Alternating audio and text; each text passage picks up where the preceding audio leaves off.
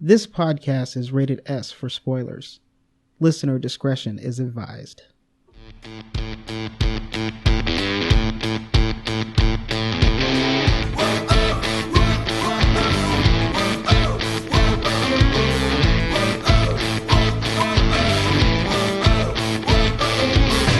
Welcome to the Half Past Podcast. This is episode 2, the movie review of Mad Max Fury Road. I'm Graham Ricks, and here with me is my friend and co-pilot Ian Jones. What a glorious day, Graham. Today we're going to talk about Mad Max Fury Road, but first we're going to get into this San Andreas trailer. Yes.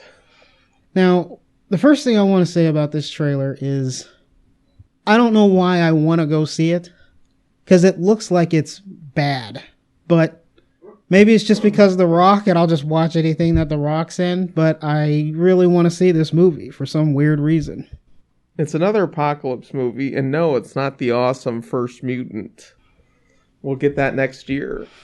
Yeah, and when was the last time that we had a disaster movie? Has it been too long? 2012.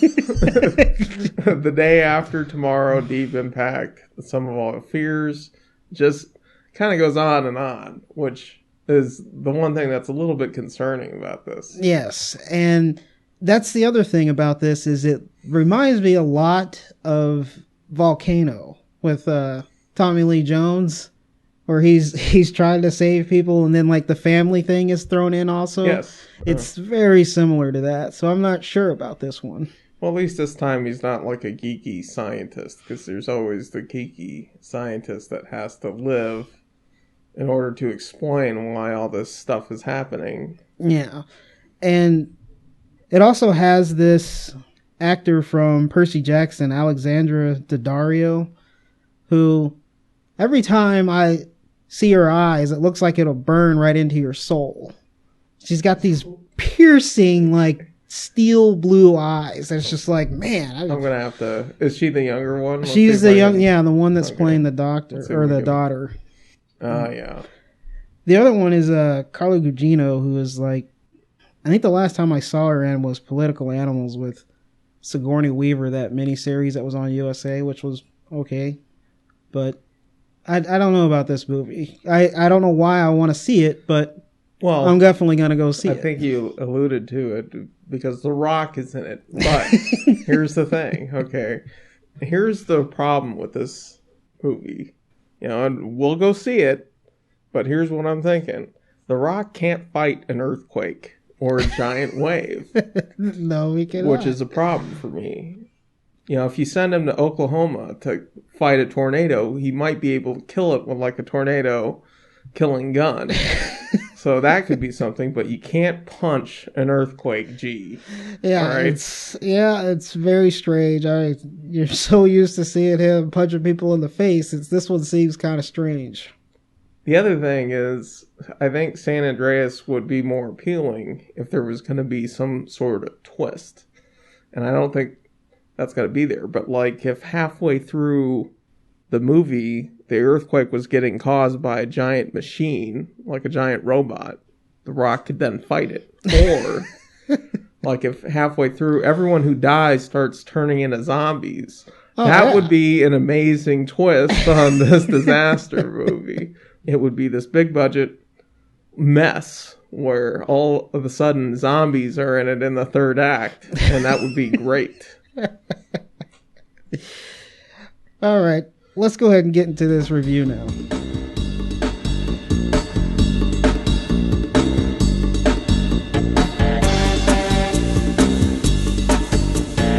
All right. Mad Max gets wrapped up in a family squabble as Imperator Furiosa escapes in a war rig across the wasteland with the queens of Immortan Joe.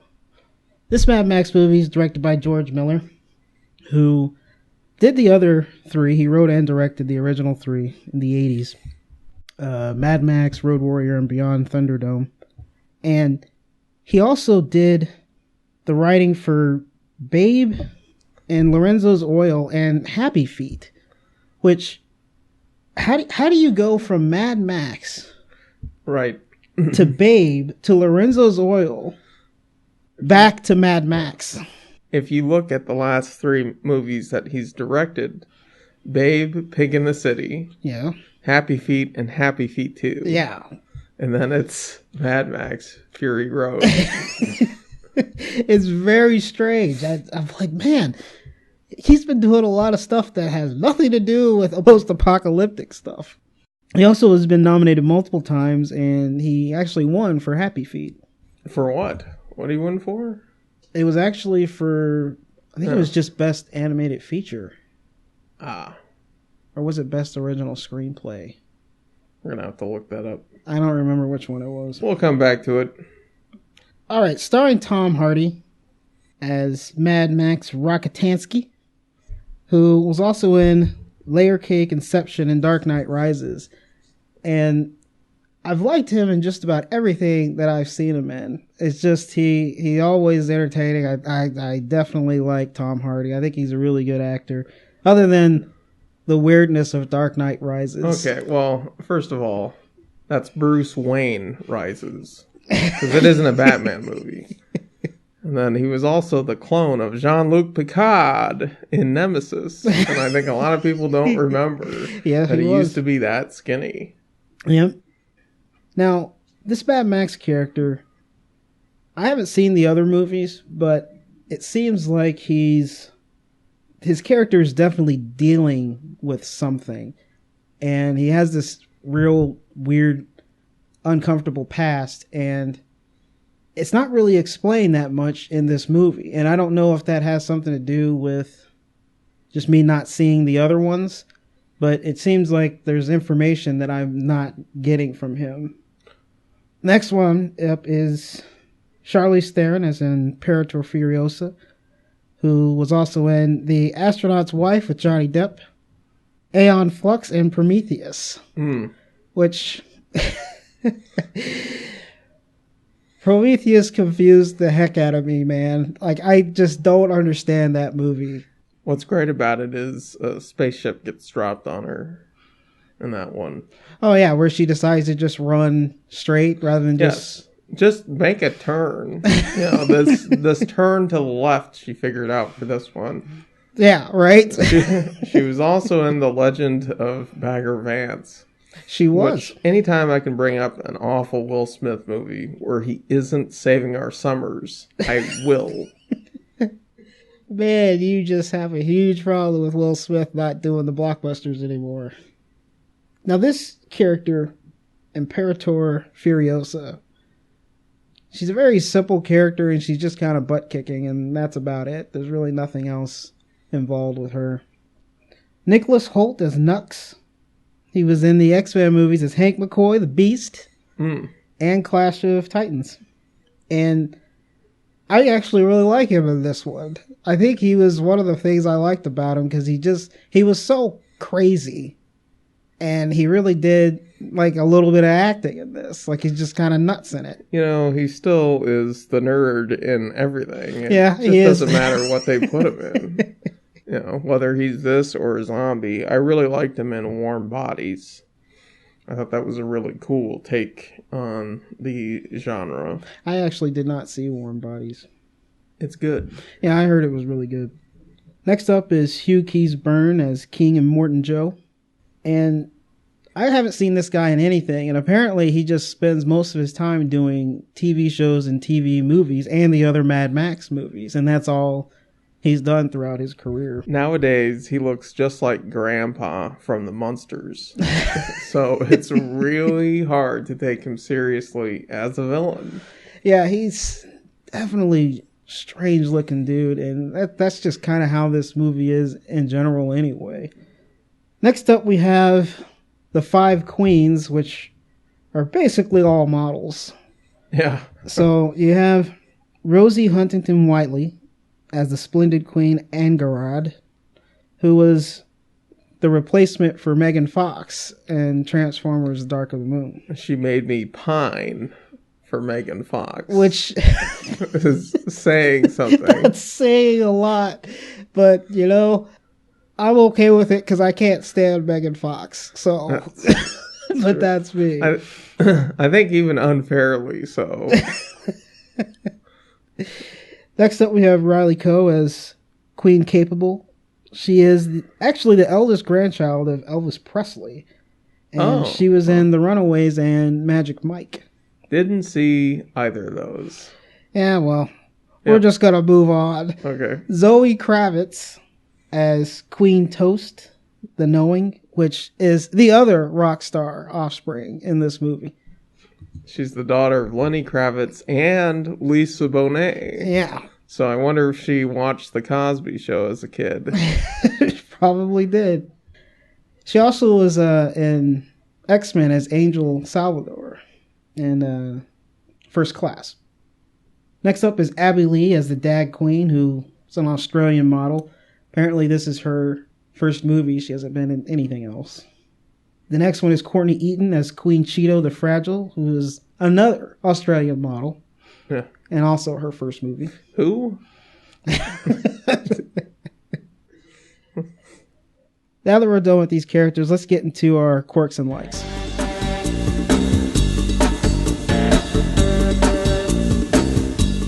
All right, Jones, let's get into our quirks and likes here. So, I got quite a few quirks about this movie. I'm going to start with, I haven't seen the other Mad Max movies, so I had to get used to being in this world that George Miller has created, and I'm not particularly sure whether I like it or not. And so it took me to like Act 2 just for me to get used to the world that he's created. It's so strange. There's like the weird milking women thing, and then it has Immortan Joe with the weird plastic shell that he wears, and he's got this weird breathing apparatus. Like everything about that is just so strange to me, and I had a hard time getting used to it. Maybe if I had seen the other ones, I would have been able to get into the world better, but it took me a while to get used to everything. You know, that's a problem because there hasn't been a Mad Max movie in a long time. And when you have a whole new generation that's going to be going and seeing this, I think you have to do a better job of setting up the world. Yeah, it kind of just hits you, and I felt like uncomfortable watching. I'm like, man, this is so weird. I guess it's probably a good and a bad thing. Like it's a good thing because it's so original that it's very creative, but I don't know if I like it. And I have to warm up to it through like a quarter of the movie. Well, it's just like this. They don't, he doesn't really set it up. There's a little bit of a voiceover at the beginning, but I don't know if this is something that's really post-apocalyptic, or is this just how it is in Australia? Because it doesn't seem like much of a stretch. Wow. Now, another quirk I had was at the very beginning of the movie, you have Mad Max who gets captured. And I don't understand why they gave him such leeway on the length of chain to chain him up with.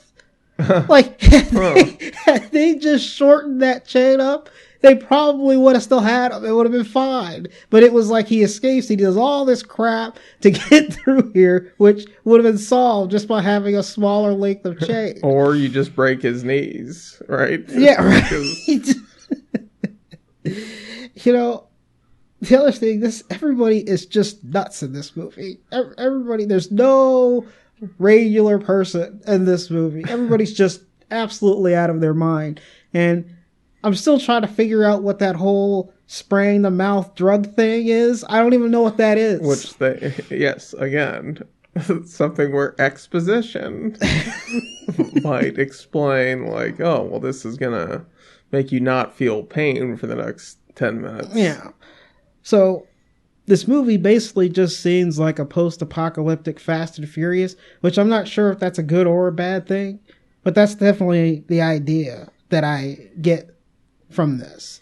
Not to mention the fact that apparently everyone that survived this apocalypse were master welders and mechanics, and all these people are just descendants from them, and all this is passed on through here. So nobody else survived, apparently. Just how are they welding all these cars together? Everything's welded together and everything's crazy. Especially if the gasoline wars caused this. Right? They are burning through the gasoline. Oh, yeah. Especially with those flamers that are just like Yeah. just shooting flames all over the place. Let's just make it go faster. The other thing that I had a problem with this movie is they don't explain the past that Mad Max has that they reference often because it's all these flashbacks that happens. And this might have to do with me not seeing the other movies, but it just seems like they never explain that at all and where that came from. I'm just like confused the whole time every time a flashback pops up. Well, Max says very little in this movie. Yeah. And his name is in the title. And after being strapped to the hood of a car, like a hood ornament, and bled dry, yeah, he's totally fine.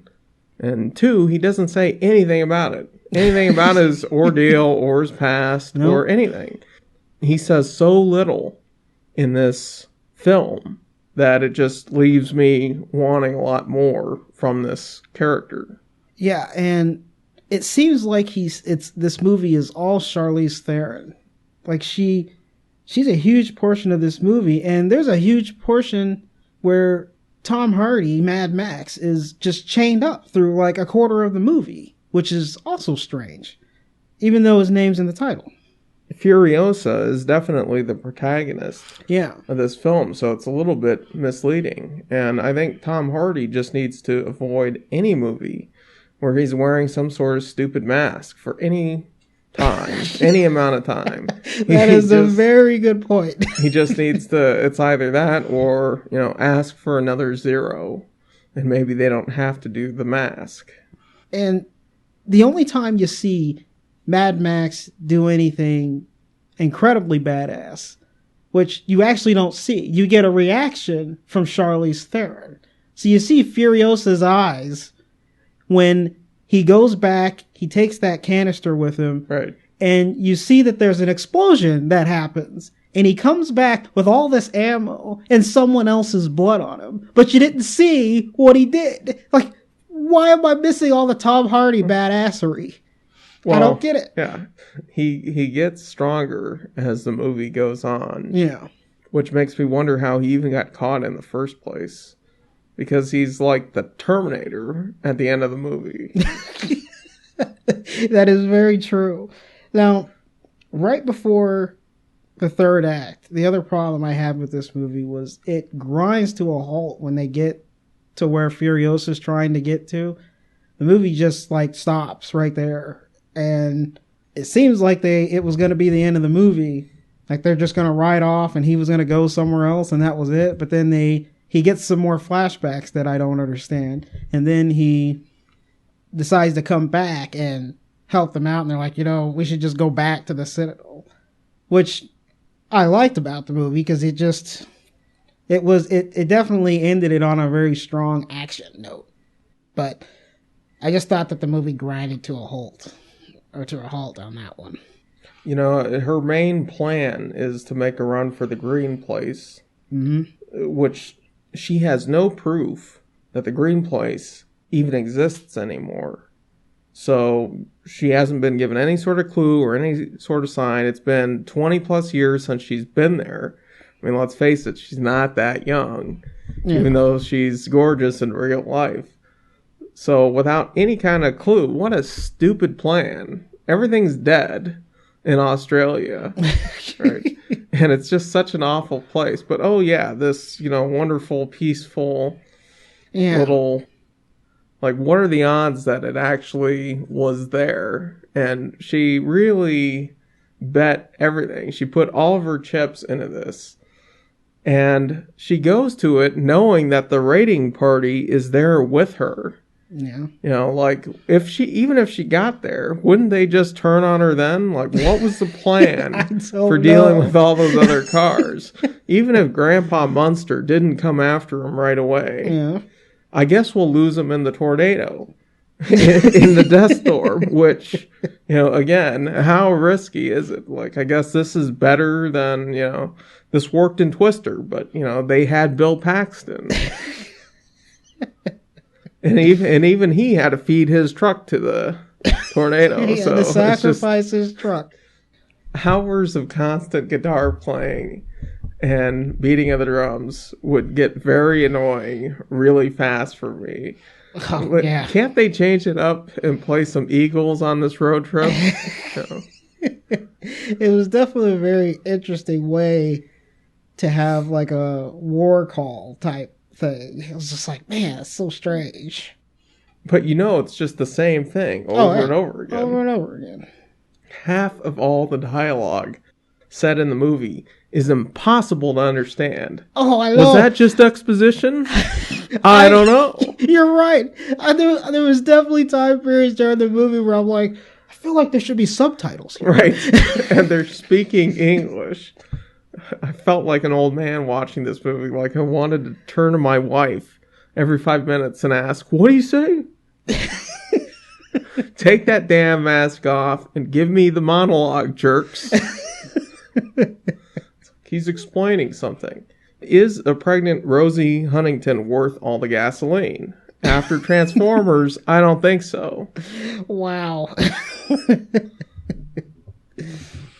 Then there's the character Nux, who is dying without a transfusion. Yeah. So they strap, Mad Max up to him to give him blood. Shouldn't he have died? I mean, he's shivering and he's dying without blood, and then the next day he's just helpful and a good guy. All of a sudden he's a good guy. He's like, I can drive this rig. Well, you couldn't walk 48 hours before, and now you're just okay. Oh man. The plan both times by Furiosa is to get to the canyon and collapse it. Yeah. Okay, so the canyon collapses. How was it that 4 guys with dirt bikes and no equipment were able to put every single rock back up on that mountain to recreate the trap in the period of a day? Yep. It just seemed really flimsy to me. There's just a lot of stuff that just doesn't get explained. They don't have any equipment. When I was watching the movie, that also came across my mind. I'm like, if they're going to go back the same way they came, didn't they already collapse it? I mean, how did they move say, everything? Well, clearly they got it cleared, but that wasn't it. When they go back to it, every single stone is right back where it should be. And I don't think that's even possible today. Now that we're done with our quirks here, let's get into the likes. Now, I had a few things that I liked about this movie, but they were big parts of it. And one of them was there was tons of climbing around on moving cars. Like, they made sure that the pace of the action scenes and everything was constantly going so that these guys weren't getting out of the cars and fixing things. They were actually just getting on top of the car while it was still moving, doing repairs and getting fuel and even just anything like that. And I just never seen that in another movie before. And so I thought that was just a really cool feature of this movie. And it happens frequently. The car wrecks and, the action, the automotive destruction really doesn't disappoint. No, it does not. Which I think is a good thing. Yeah, that is a very good aspect of this movie. He definitely went with a lot of practical effects and tried to just destroy a bunch of freaking cars, and he did. But even like watching Old Man Joe in the monster truck where he flips it, Gravedigger can't even do that and still be drivable. But I think in a subtle way, it's a PSA for wearing seatbelts. And I fully approve of it. The other thing I liked was somehow George Miller made this movie feel like the 80s without it looking like the 80s. And that's the thing that I thought was really good that he did. It just, everything about it just has this 80s feel to it, yet it definitely doesn't look like it. Like, everything still looks new. Well, I think it's, the heavy metal music and... That's gotta be it. Yeah. All the shots and the scenes that are action-packed are very good in this movie. The shots are creative, and the scenes are creative, and even just what they do. For instance, when Mad Max is fighting with Furiosa, and he's chained to somebody who's unconscious. Yet they're still able to get this action scene throughout that scene. They're still trying to get that going. And I just like how I just don't remember ever seeing anything like that. He has a freaking car door and a person attached to him.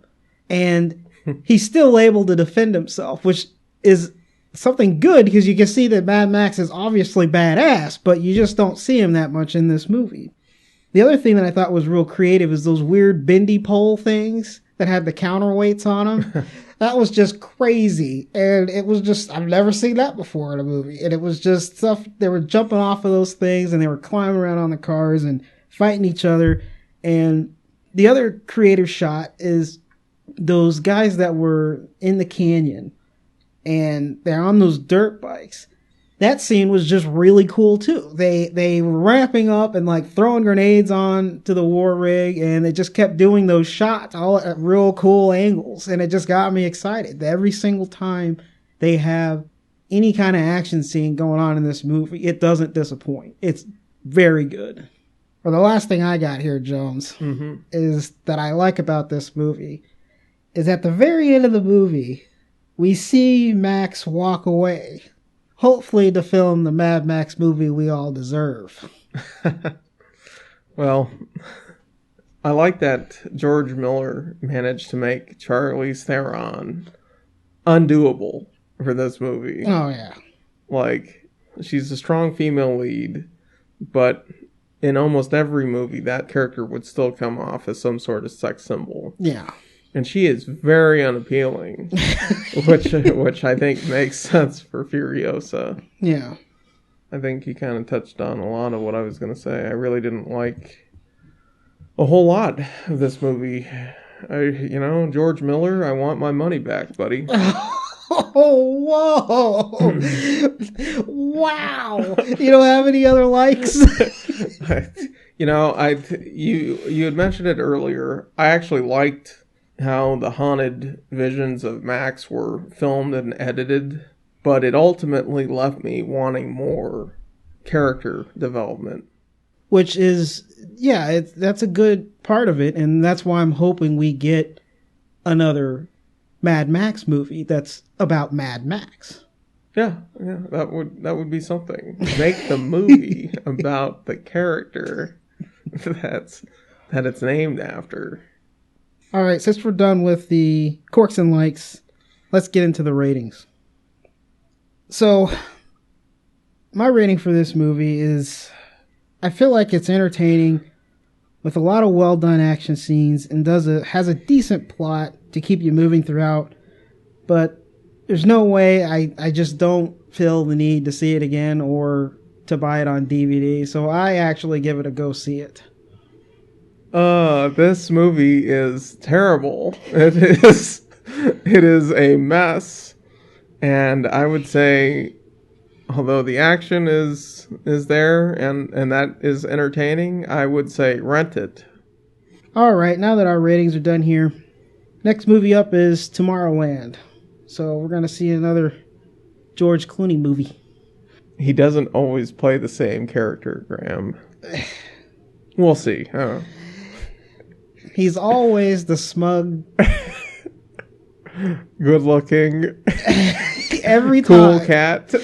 Every single time. And the only time that I'm okay with it, I guess there's 2 times that I'm okay with it. The Ocean's movies.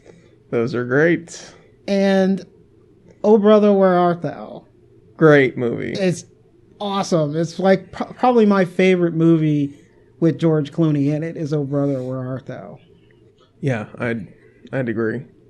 All right, that's it, Jones. So I want everybody to go to our new website, halfpasspodcast.com.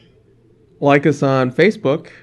And be sure to send us an email at halfpastcast@gmail.com. That's halfpastcast@gmail.com. We'll see you in Tomorrowland. This is the Half Past Podcast. I'm Graham Ricks. Jonesy. See you next flick.